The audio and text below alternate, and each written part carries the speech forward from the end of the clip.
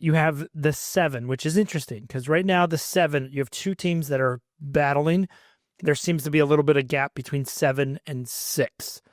You have Golden State and Minnesota that are currently jockeying between 6 and 7. Sorry, yes. The 7 is in the play-in and the 6 does not. Yeah. So between 6 and 5 is the break. Sorry about that. So between Golden State and Minnesota, which team would you project gets out of the play-in? I think both teams would be okay in the play-in, but I feel one team is better to get out of the play-in, and I think I'm being biased. So I'll let you give our listeners the straight. Well, I'm probably gonna have a little recency bias myself, but just because I've watched a lot of the Warriors lately, and I think the Warriors scare me. I wouldn't necessarily bet they're going to the finals. I don't think they'll beat the Thunder, but to me they seem to have shades of the Warriors teams that were, just world beaters. I'm not saying they're there, obviously, but I've seen enough glimpses of it, moments where they look, and they got another month to figure it out with Jimmy Butler and his part. Curry is still Chef Curry, and you just feel like he takes that break in the fourth quarter. He sits on the bench for a little bit. Another team, gets a little feisty, gets a little closer, and then Curry just comes in fresh and puts the daggers in. Warriors, I hate to admit it, but they scare the heck out of me. So you have the Warriors finishing out of the plan, and you have Minnesota finishing in the plan. I think so. Right now. I think so. I think he's really motivated, Curry, and I think he's going to will that team to get the most out of them. I don't think it'll be enough to beat the top teams in the Western Conference, but it'll be enough to make them sweat. So I feel differently, and I think this is because I'm biased against Golden State, and I really do like Minnesota. Mm-hmm. So I really like what Minnesota has as a team. Yeah. Like, I feel like if their team is like, again, they remind me of my older basketball fandom, mm-hmm. because of how they're put together and how they're assembled. I still don't feel they're finals material, but I feel like they are. Now we're talking about real threats. Mm-hmm. I feel Minnesota is a legitimate threat to any upper seed team. Yeah. And if I'm a 2 facing Minnesota and they come out as a 7, that's a concern. If I'm the 2, I don't want Minnesota. I feel better about Golden State because I feel like they have more weaknesses on the interior. I feel like Minnesota's very long. They can beef up and get big down low. And they have the shooters. And they also have the X factor. You know what? That's a team that if Edwards and Randall are both firing on all cylinders, dangerous, really dangerous. So we're talking about, I don't think you would be, I know I wouldn't be, if those teams are 6 or 7 and they make it out of the first round. Mm-hmm. That wouldn't surprise you. No. So the 2 and the 3 in the Western Conference could be out, which right now, as of today, is Houston's the 2. I believe Denver's the 3, with I believe the Lakers are 4. Now, I like Houston, as I mentioned, but I could absolutely see an upset if they end up playing the Warriors or the Wolves in the first round. And to be honest with you, I think if Denver has to face Minnesota, that is a terrible matchup. That's a bad matchup for them because you got Gobert to throw on Jokic, and then you have Reed. They have the backup to Gobert. I mean, they have the height, and they bother Denver because of their length and their defense. Yep. So like, and they have a toughness to them.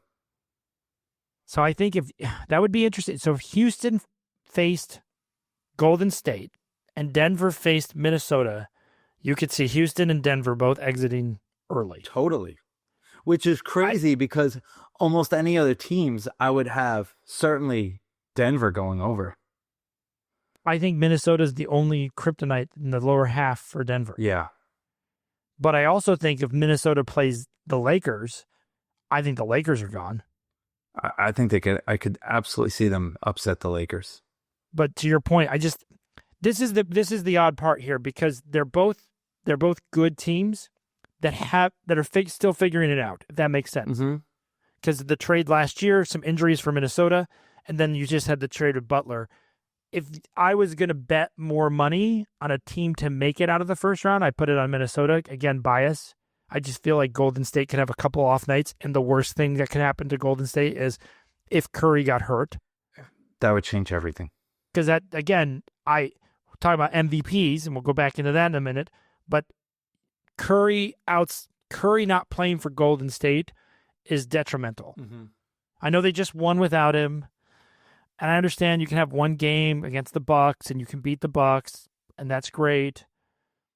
Because again, in the regular, the Bucks leave a lot to be desired too. So, but I also think in the regular season, when you hear these guys are not going to play, you just like, okay, we just need to show up and we should beat this team. But in the playoffs, if you have a man down, you want that win. And that's what scares me about some of the teams with some of the old figureheads, like the Clippers, like the Warriors, like the teams that were, really good 5 years ago, and or the players that were like the very best a few years ago, and now like we forget about them because there's all this flashy new toys at the top of the conference. But like, man, there's part of me that's just like thinking like James Harden is just like, and even Curry to a degree. I don't want to accuse him of not going all out, but like, in the back of their minds, they're just chilling at the end of these games, win or lose, not sweating it out. And like come playoff times, they're going to turn it up, and it's going to be like 5 years ago all over again. It's going to be like the prime is back. So I feel this is a detriment for the Western Conference when they go to the finals. I feel the top 4 seeds of the Western Conference, in all legitimacy, the number 1 seed OKC could have to battle the Clippers. That's not an easy out. No.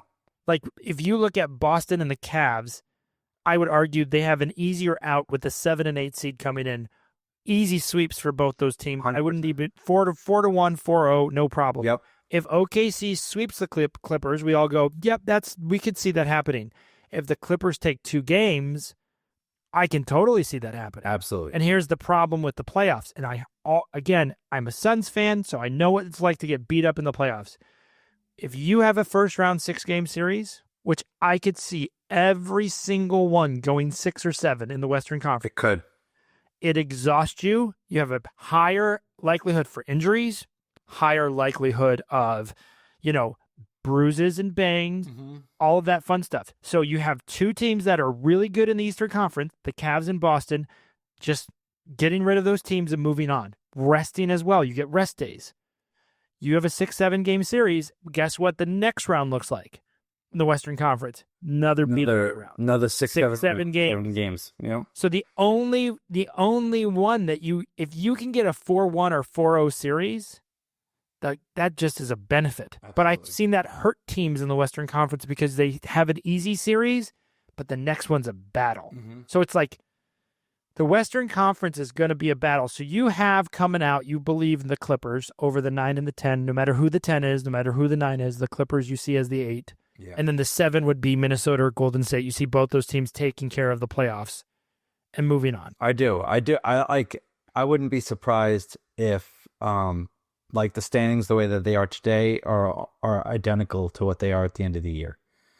The only thing that I wouldn't say I expect, but wouldn't surprise me at all is like the Rockets drop